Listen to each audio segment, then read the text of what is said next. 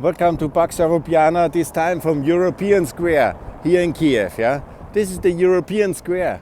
It's, I think, the former Lenin Square. That's for sure the Lenin Museum in a way in Kiev. Yeah, the Lenin Mausoleum. It is not. It's in Moscow still, to the big shame. But of course, this is the European Square now. And please see, it's the European flag which is here already. It's Europe. And this is what in the constitution already is clearly stated in Ukraine, that they want to join the European Union. The same like all other countries of Southeastern Europe here. And this is what we should allow, encourage. It's a European country. That's why I say yes to Ukraine in the European Union. Obviously, it takes some years to achieve that.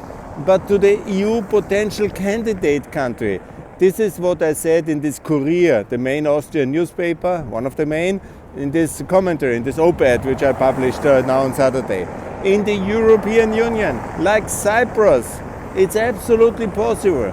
If Russia and Putin, the ideological successor of Lenin, and that's what he is, or Stalin, he is threatening war. Okay, I understand there will be probably not immediate NATO membership in order to appease. That's probably the situation. But EU membership, he cannot attack the EU. It's not possible. And you know, it's probably most Russians even would envy the Ukrainians to be in the EU. Absolutely, it's fantastic inside. Yeah. So that's a normal thing. He cannot wage war for the EU. And we have the Cypriot model.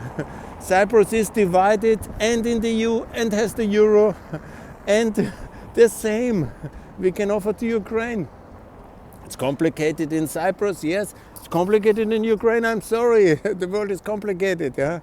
And this is the compromise here. It's expensive for the EU, but it's possible. We have done it for Cyprus. It's not perfect for Russia. They want to have this beautiful country and it's 40 million people back, yes, but they are lost because of the Russian war. Not because of our action. Maidan was not an investor in invention. It was the Russian war in Donbass and taking the annexation of Crimea, which has antagonized the Ukrainian people. So it's lost for Russia, but the Ukraine in the EU, there will be a lot of business opportunities also for Russia, and it's perfectly feasible to do. We are not an aggressive alliance, by the way, NATO as well not. But EU future is so logically. And it needs EU potential candidate country, and it is the same like Croatia. After 15 years, Croatia was in the EU, or like say 17 years, from 1995 to 2013. And the same future we can offer the Ukrainians. And that's what we should do. That's so logical. I cannot understand, it's not the alternative to NATO, but NATO can be then later. We're better prepared, maybe Russia a bit weaker, or at least no tanks over there. And of course, Ukraine has to settle some way, like Western Germany, the situation at the border, because without the clarity where the border is and some kind of stability at the border, like in the Western German case, there can be no NATO membership. But EU membership, it can be, because we did it for Cyprus, like Genscher said. I was at the speech of Genscher in Cyprus before EU membership, when this was all in question, and he said, I divided Germany, was possible to join the EU, I divided Cyprus, can do the same. And so I say, in the style of Genscher, a divided Ukraine or partly occupied Ukraine can be in the EU. It is a problem, yes, it's a challenge, it's not easy, but it can be done. And that's the peace compromise the Austrian political elite and the German political elite should do. When they don't want this confrontation and they want Russian energy, I will talk about that a lot in these days. But the EU, I mean, we are the EU, and they want to be inside. They have done nothing wrong. It's the same like Croatia, like Macedonia. It's even much better here than in Serbia, because the Serbs are pro-Russian mostly, like unfortunately the government. There are a lot of pro-European Serbs as well. But here they are 100% almost for the EU, or at least 88. So what are we waiting for? I cannot understand. Anyhow, it's time for the EU. It's very logically, and this can solve the crisis now, 2022. It can avoid the war, and there's no reason to attack for that one.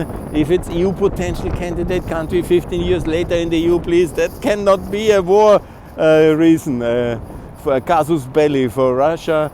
And if it is, okay, then there will be a big war, and then NATO will also have to intervene, you know, to save Ukraine. And then we have all seen that in the Balkans.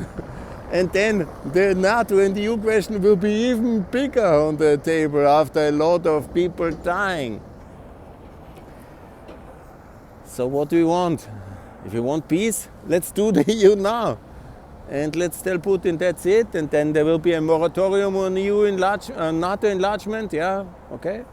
That's not perfect for nobody. I'm very much in favor of NATO, but the EU is a good start, so good. I think yes. I think yes. Luckily, I have it here. I'm ready. Let's do it. Yes! What is Ursula waiting? What is Karl Nehammer and Scholz? Only on Russian energy? Waiting for orders from Gazprom? This cannot be it. Let's get going, guys. More to come. I will make many videos today. Thanks a lot for watching. More to come from Pax Europiana. Bye.